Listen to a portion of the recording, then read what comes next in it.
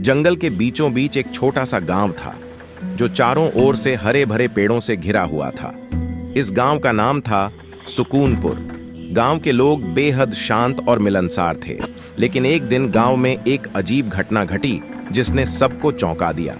गांव के पास ही एक घना जंगल था जिसमें तरह तरह के जानवर रहते थे। गांव के लोग अक्सर वहां शिकार करने जाते थे, लेकिन एक दिन गांव के मुखिया रामू काका ने जंगल में एक अजीब आवाज सुनी। वे डर गए और तुरंत गांव वापस आ गए। उन्होंने गांव वालों को बताया कि उन्होंने जंगल में एक भयानक चीख सुनी है। गांव के लोग पहले तो हंसे, लेकिन जब कुछ और लोगों ने भी वही आवाज सुनी तो सब चिंतित हो गए। गांव में चर्चा होने लगी कि जंगल में कोई रहस्यमयी शक्ति है। कुछ लोगों ने इसे भूत प्रेत का नाम दिया, तो कुछ ने इसे कोई बड़ी जंगली जानवर बताया।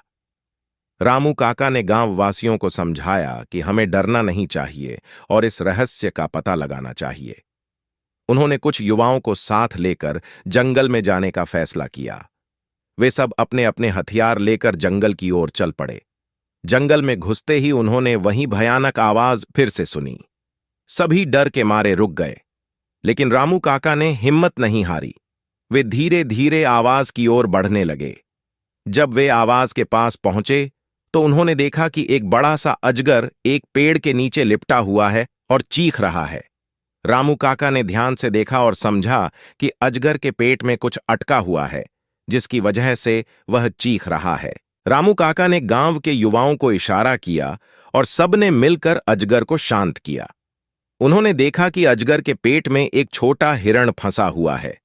उन्होंने बड़ी सावधानी से अजगर के पेट से हिरण को बाहर निकाला।